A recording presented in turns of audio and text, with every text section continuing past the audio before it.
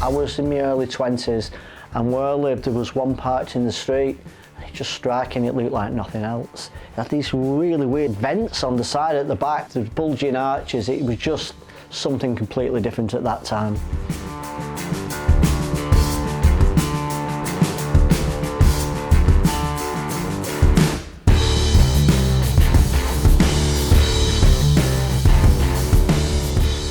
My name's Phil Jameson. I'm a club historian of the Audi Quattro Owners Club. I've owned Audis since 1988. I've owned Quattros since 1992.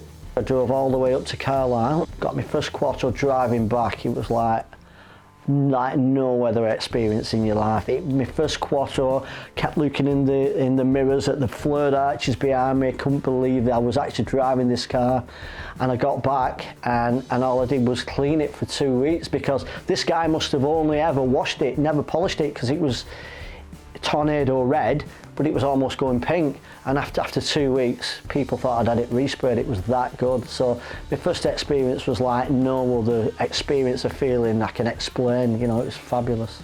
The 5-cylinder engine and that exhaust, it just sounds like nothing else out there. So it wasn't just one sense, it was all senses. And they have a smell in the interior that, honestly, if you could bottle that, you'd make a lot of money, because they smell like nothing else on the interior. So combined senses, it was really a great experience, the first one. Well, I've been obsessed before I got the car. So when I got it, it was just, you know, any spare times, cleaning it, looking after it, you know what I mean? It's just special. The Quattro, the appearance straight away is the flared arches. It's a muscle car, it looks solid. And little things like the vents on the side, I mean, what car has vents on it, you know what I mean? It's just different.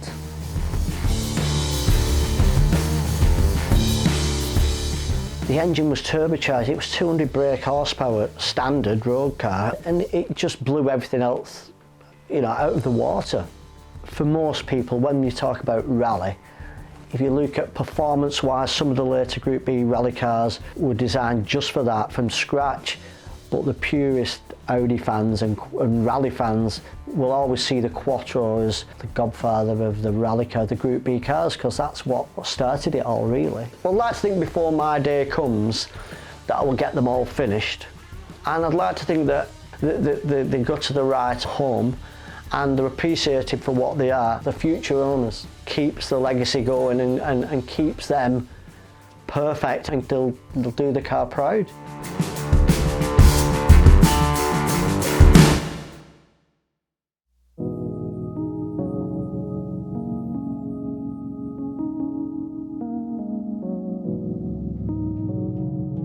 I always describe it as feeling like a king. You know, I'm driving along and you know, they're not the fastest car in the world, they're not the most luxurious car, but they've got a reputation. As soon as you hit the loud pedal, everything happens, you know, you get pushed in the seat and there's that whoosh from the turbo and the growl from the 5-cylinder. And yeah, that's something that's very addictive when you're driving one.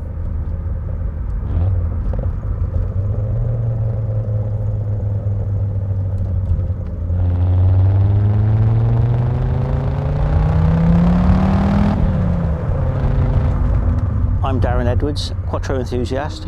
I'm an electrician by trade, an engineer, and I'm obsessed with Quattros and have been for 40 plus years. I just saw one day on the telly. I was watching TV at home with my grandparents, and it was a Saturday afternoon actually. World of Sport came on and they used to show rallying on a Saturday afternoon, and that particular rally was the 82 Lombard, and Michel Mouton was rallying a Quattro. I'd never seen one before, and the sight and the sound, I saw it and I was like, boom, I was hooked.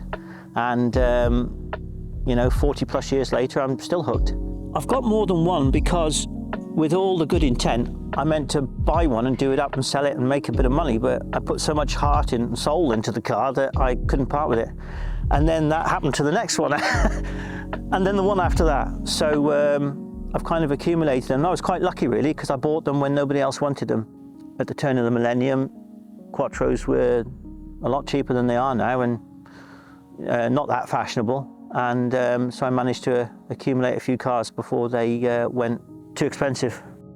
The Facebook group that I started is called You Are Quattro Restoration, and it's basically aimed at helping people. With my limited knowledge, I put videos on there showing people how to do little fixes that might save them money.